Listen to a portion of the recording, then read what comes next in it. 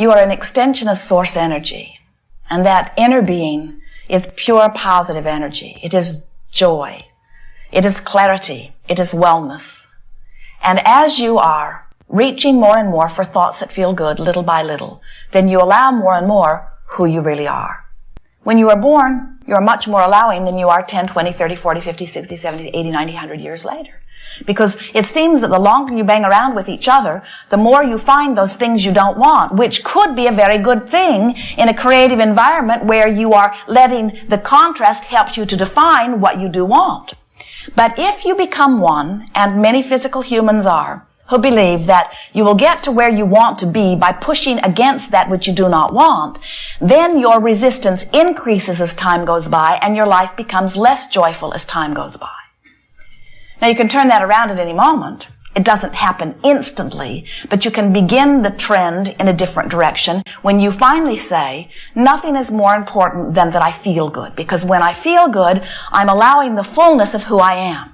When I feel good, all that I am, the God source that flows through me and to me, functions through my physical apparatus. In other words, that's why I'm clearer. That's why I'm more stable. That's why my body thrives. That's why those who are around me are uplifted. That's why I am attractive. In other words, when you give your attention to things that cause you to connect fully with who you are magnificently joyous, magnificently thriving being. So, when you think about the dominant subjects in your life, there are many of them that you have come to habitual thoughts about. Sometimes you call those thoughts beliefs. A belief is just a thought that you keep thinking. It's a habit of thought. And sometimes you even call them core beliefs, which sounds very important and unchanging. We would like to call them beliefs. We would like to call them thoughts. We might even go so far as to call them dominant thoughts, meaning thoughts that you usually think. So when you think about these thoughts that you usually think, and you think about the subject of dollars, do dollars feel to you like adventure and fun? Or does the subject of dollars feel to you like hard work and struggle?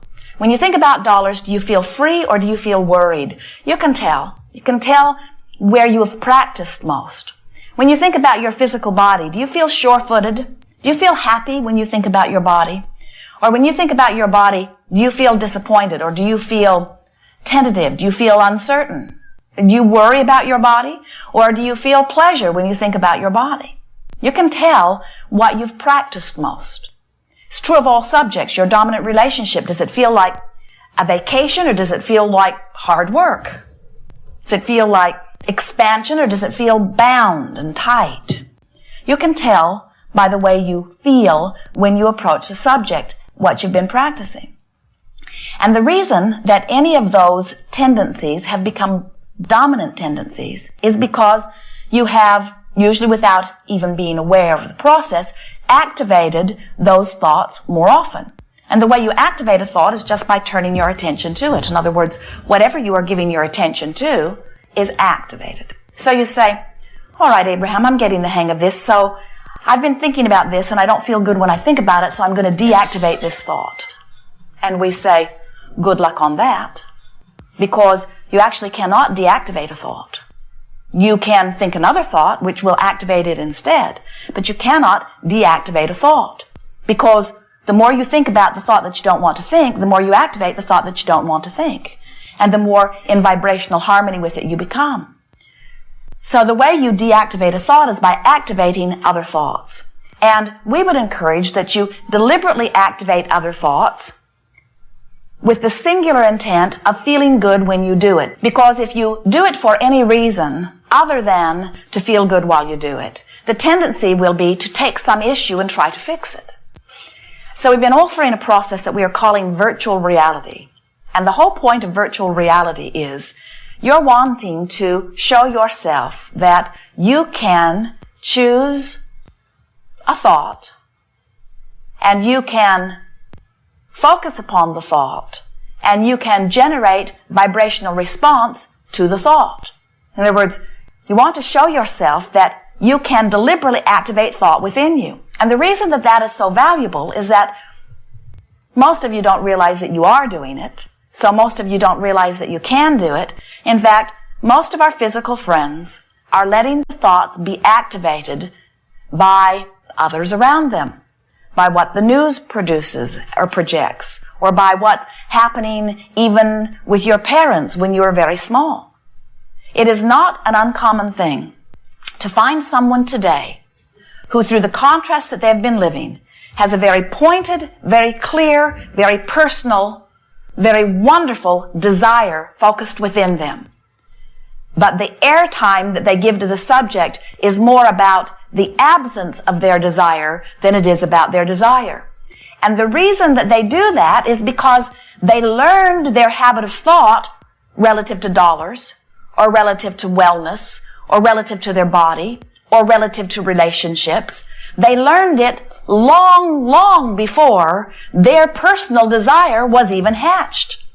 So their personal desire didn't actually even stand a chance because their habit of thought had already been established before it was even born. In other words, here's this bright young thing, goes off to college, meets someone who is sure that abundance is the way that life will be, and is aggravated to want more than he has ever wanted before. But every time he even lets himself hope for a better life, the habit of thought that he learned from his parents activates instead and holds him in a place different than he wants to be. So then he develops theories about why he cannot get to where he wants to be. He suggests that he was not born into the right place, or he suggests that there is prejudice against those like him, or he suggests, when he is very far-reaching, that he was bad in a past life. He suggests that there are all kinds of things because surely it cannot be due to him because he's giving it all of the effort that anyone could give it. In fact, he's giving it more effort than the one who is succeeding.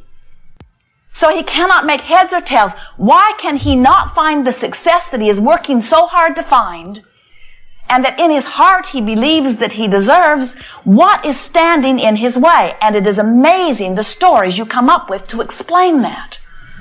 And we say, it is for only one reason. When he was a very young lad, he lived in an environment where they did not believe that abundance was possible or that abundance was appropriate. And he learned by listening to those who surrounded him a pattern of thought that he still thinks today. He still has a pattern of vibration within him that opposes his now newly hatched desire, and he cannot get to where he wants to go because his habit of thought is dominant. So as Esther hears so many of you as she is listening back to recordings, and even as she watches her own experience, as she realizes that there are now fresh new desires being born that are hindered by old stale thoughts that have been regurgitated over and over again, she gets all revved up and thumps on the desk one day and says, I can damn well choose what vibration is dominant within me. And we said we had hoped you would feel more positive about it than that, but that's a good step one. Desire is a very good thing. And we are knowing that once a desire like that has formed within you, that you are then more likely to be willing to reach for thoughts that feel good. And so that's what virtual reality is. Virtual reality is a process where you pretend like you're a movie director, you pick a place that you think you would feel good when you get there, and you imagine going there. And you describe what it's like when you get there. You pick a beautiful scene, outdoors or indoors. You pick the time of year, you pick the time of day, you describe what the sun is like in the sky, you describe what the air feels like on your skin, you describe the way you are dressed, and most importantly, after these descriptions have been laid out, you describe the emotion or the mood that has been bubbling forth within you. And then you speak a few words to describe how good you feel, and then you leave the scene. The whole game is to get in, feel good, get out. The value of the game is that if you will play it for a few months, you will show yourself that you have the ability to focus into vibrational arenas that will allow the energy of well-being to flow through you. Sometimes, as we see our physical beings play the game, they go to this good-feeling place, and then they bring someone that they have an issue with in, thinking that this good-feeling place will fix something that is broken. And we say, It could, but it usually doesn't. What usually happens is what is broken breaks the virtual reality. In other words, usually the pattern of thought that you've already been thinking is so dominant that when you bring it in, it dominates wherever you are. So you just bring reality to virtual reality and mess up virtual reality. So what we are wanting you to begin to do as you play on your own with this game of virtual reality is use it as an exercise where you prove to yourself first that you can feel good just because you want to. And next, that you use to feel good. Our physical friends say, okay, Abraham, I'll play your silly game, but what's it going to get me? I will play virtual reality so that I can get the things I want. And we say, if you go there too soon, you will mess up the power of virtual reality, because in the moment that you introduce an unfulfilled desire to virtual reality is less pure than it was before you introduced the unfulfilled desire. And we want you to use virtual reality as this place where you purify vibration, as this place where you resonate with source, as this place where you let the junction of source and flesh be this pure connection. We want you to use virtual reality as this place where you show yourself that you can vibrate where you want to vibrate just because you choose to vibrate there. In other words, not a place to fix anything, a place to practice the pure vibration. Because what happens when you begin to do that is who you really are begins to more often come to the surface. So every time you do it, it's more likely that you will be able to do it more easily next time. And every time you do it, and are consciously aware that you are doing it, you are holding yourself in the place of allowing. Now, how does that fit into this scheme of deliberate creating? Step 1 says you ask. You do it all the time. You can't stop it. Step 2 is not your work. Source answers. Step 3 is your work. You must be in the receiving mode of what you're asking for. Virtual reality is a really good place to get into step 3. Because when you are basking in the beauty of something that you've conjured in your own mind, there is no resistance within you, especially when you get good at it. Of course, meditation is the ultimate deactivation of a thought, isn't it? Because when you quiet your mind, you stop any vibration that might be resistant in nature. That's why meditation is so often encouraged. When you meditate, you quiet your mind. When you quiet your mind, you stop all negative thought. When you stop the negative thought, you allow the vibration that is you to raise to meet the source that is you. But in meditation, you're not focused upon that which you desire. And so in meditation, you are in this place of absolute allowing, not trying to make anything happen. And that really is what creating is. Creating is understanding that step 1 and step 3 are both important steps, but they are separate steps. So the perfect creation is like the perfect dance. You use one foot and then the other, and then one foot and then the other. It wouldn't be a very good dance if you were hopping around on one foot. And deliberate creation is the same way. There is step 1, there is step 2, but don't worry about it, it's not your work. There is step 3. So you let the contrast inspire you to the desire. It's going to happen without your consciously getting involved. And then you spend your every waking moment playing as many different games as you can play that hold you in the place of allowing what you've been asking for. So through the years, those of you who've been listening to us for a while have heard a plethora of games or processes. And every one of them has been pointed toward helping you find, for this moment of the game, alignment with who you are by no longer, at least for the time of the game, pushing against or disallowing or vibrationally hooking up with the absence of something that you want. So we began by describing a book of positive aspects, where you get a new book, you put something that is important to you at the top of a page, and then you just sit and write positive aspects about that.